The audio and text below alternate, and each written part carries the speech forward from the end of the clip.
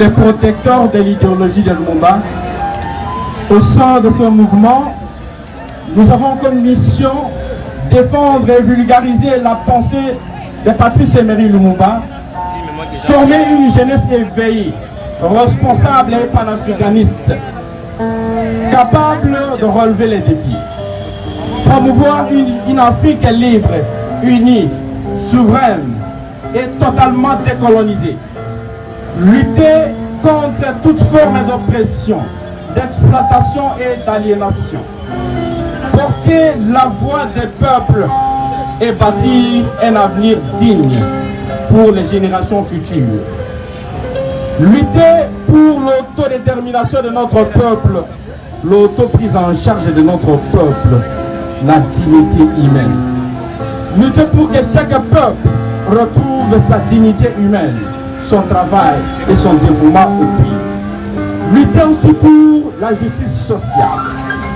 Chers compatriotes, frères et sœurs d'Afrique et de la diaspora, nous commémorons aujourd'hui le 65e anniversaire de l'assassinat tragique de Patrice Emery Lumumba, héros national, martyr de la libération africaine, aux côtés d'Mpolo Maurice et Joseph Okito.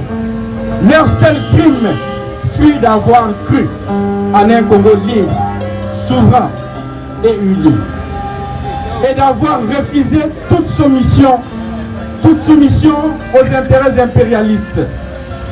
En voulant éliminer Patrice Emery Lumumba, on croyait tuer l'espoir du Congo. Mais on ne tue jamais et alors jamais une idée juste. Lumumba demeure une vision, une promesse et une conscience pour l'Afrique entière. Oui, le 30 juin 1960, il a affirmé avec courage que l'indépendance du Congo n'était pas un cadeau de la Belgique et bien un droit fondamental du peuple congolais. Il a affirmé cela en redonnant ainsi dignité et fierté aux opprimés.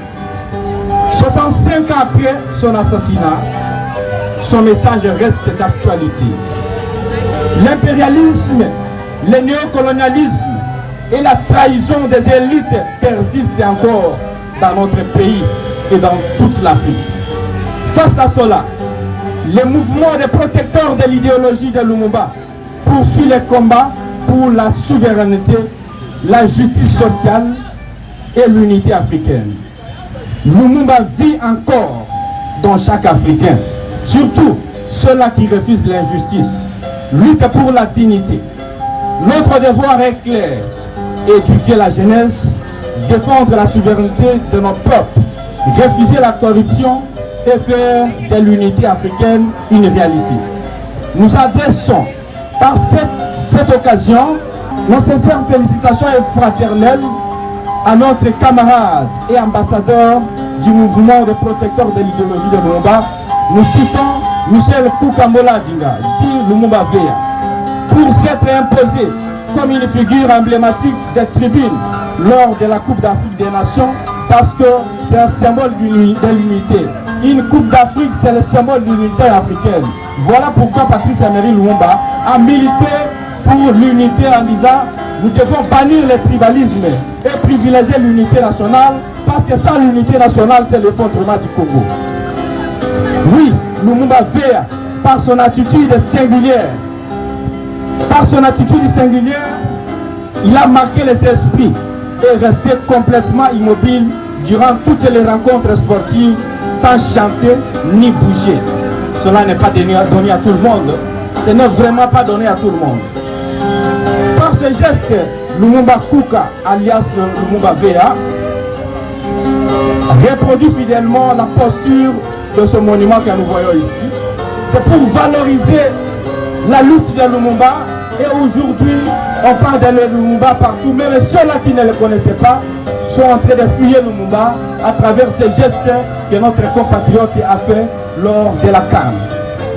Que cette commémoration soit un éveil de conscience. Gloire éternelle à Patrice Emery Lumumba, Maurice Mpolo et Joseph Okito. Vive le Congo souverain, vive l'Afrique libre et unie. Merci.